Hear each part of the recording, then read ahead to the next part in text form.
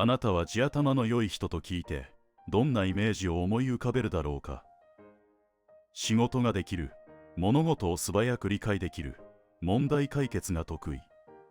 そんな良い印象を持つ人も多いだろう。しかし頭がいいがゆえに抱えてしまう、他人にはなかなか理解されない悩みも存在する。普通の人なら気にしないこと、気づかないことにまで思考が及び、心が疲れてしまうのだ。今回はそんな地頭が良い人だけが持っている悩みを12選紹介する。あなた自身のことかもしれないし、あるいは頭のいいあの人が抱える悩みが見えてくるかもしれない。1、すべてに意味を求めてしまう。地頭の良い人ほど、なぜそれが必要なのか、その行動にどんな意義があるのかを考えずにはいられない。そのため、ルールや慣習、形式だけが残った意味不明の作業を見ると、強烈に無駄を感じてしまう。周囲がみんながやっているからという理由で納得できることも、自分には理解不能なのだ。しかし、意味を求めすぎると、日常の大半がストレスの種になり、世界そのものがノイズに見えてしまうことすらあるだろう。2、物事の裏が見えて純粋に楽しめない。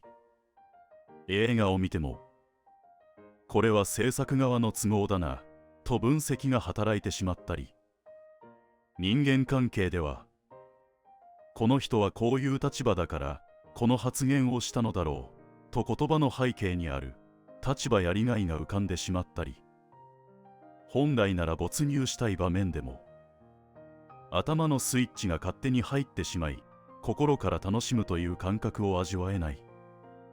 物事を多角的に見られる能力は強みだが、世界をシンプルに見られなくなるという代償も同時に背負うのである。3、会話が議論っぽくなりがちで辟易される。何かを説明されたり意見を言われたりすると、つい論理の整合性を確認してしまう。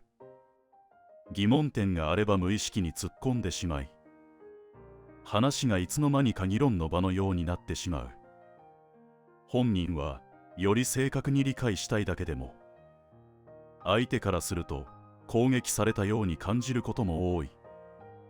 結果として相手からは話したくない、なんか疲れると思われることも。議論を求めているのではなく、ただ思考の癖がそうさせるだけなのだが、周囲には伝わりにくい悩みである。4、理解が遅い人に合わせるのが苦痛。相手が悪いわけではないと理解していても、思考速度の違いはストレスになる。自分はすでに先の展開を読み、答えを見つけているのに、会議や会話のテンポが極端に遅いと、どうしても焦燥感が生まれてしまうのだ。相手に合わせようと努力すると、自分の思考がブレーキを踏まれているように感じられ、精神的に疲弊する。その結果、会話への参加を避けるようになって、冷たい人と誤解されることもある。決して傲慢さからではなく、認知のスピード差による純粋な負荷であるが、周囲にはなかなか理解されない悩みである。5、優先順位が見えるため、周囲の判断にイライラする。問題の重要度や作業効率を瞬時に判断できる人ほど、周囲の非効率さが気になってしまう。まずこれをやるべきだろう、その判断はメリットがないだろう、と心の中で突っ込んでしまうのだ。本人は合理的に最適解へ向かっているだけなのだが、そうした周囲との認識ギャップが積み重なると、ストレスだけでなく孤立感も生まれてしまう。優先順位が見えることは本来能力だが、人間関係の中ではしばしば生きづらさになる。6、自分の思考が一般的ではないと気づいて戸惑う。多くの人が当たり前に感じることを自分は同じように感じない。多くの人が悩むことを自分は悩んでいない。逆に自分だけが過剰に気にしてしまうこともある。そうしたズレに気づいたとき、自分はどこかおかしいのだろうかという戸惑いが生まれる。地頭が良い人は独自の思考回路を持つため、普通の基準がわからなくなる瞬間がある。それが自己否定につながり、自信を揺さぶることもある。7. 周囲と価値観が噛み合わず孤立していく。思考スピード、優先順位、物事の見え方。いろいろな面でズレが生じるため、結果的に価値観の共有が難しくなる。例えば、問題解決を最優先にする自分と、空気を読むことを最優先にする周囲。その価値観の違いがじわじわと距離を生んでいく。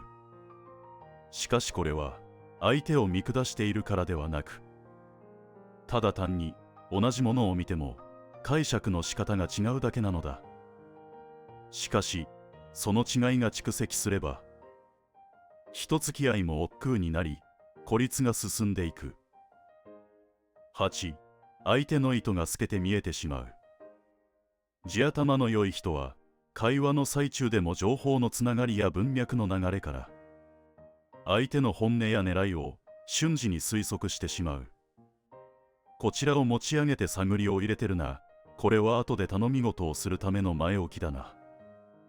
こうした意図が自然と見えてしまい、人間関係を純粋に楽しめないのだ。このような人は相手の不誠実さやごまかしにも敏感だ。分かってしまうからこそ人付き合いのハードルが上がってしまうのである。9. 深く考えすぎて動けなくなる。メリット、デメリット、将来への影響。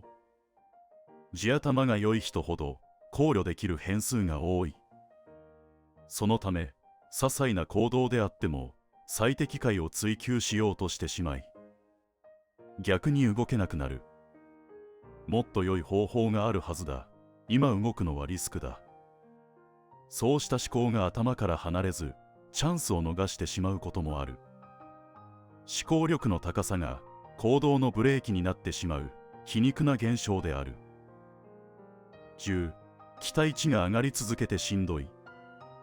周囲からできる人と見られるほど期待は雪だるま式に膨らむ。少し成果を出すともっとできるはずだと基準が引き上げられる。しかし自分にも限界はある。それなのに常に次はもっと良い結果を出さなければというプレッシャーと向き合うことになる。地頭の良さは評価されるが、その裏で本人が抱える重圧は軽視されがちである。11. 成長が頭打ちになった瞬間に虚無を感じる。学びが早い人ほどある時期を過ぎると急に伸びない壁にぶつかる。能力の向上は指数関数ではなく、必ずどこかで停滞する。その瞬間、自分の成長エンジンが止まったような感覚に襲われるのだ。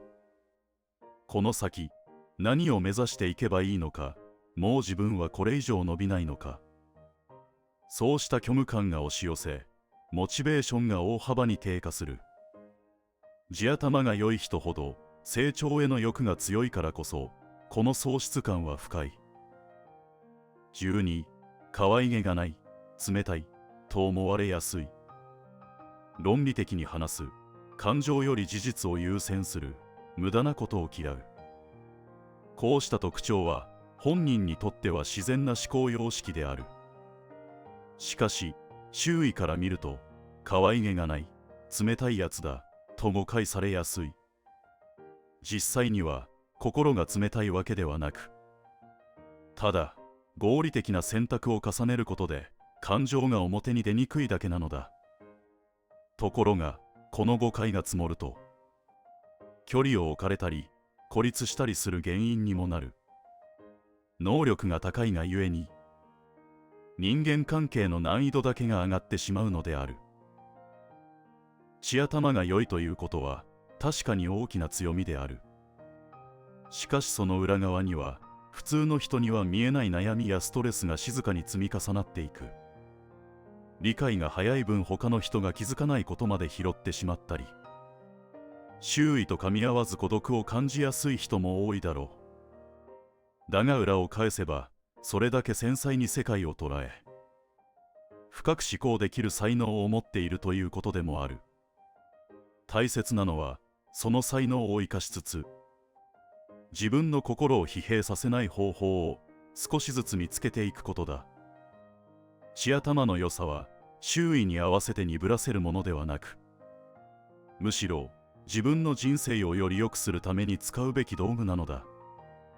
頭が良いということは祝福でもあり、同時に悩みの種でもある。それを知ることで、ほんの少しだけ肩の力を抜いて生きられるようになるだろう。ご視聴いただきありがとうございました。ぜひチャンネル登録とグッドボタンをよろしくお願いします。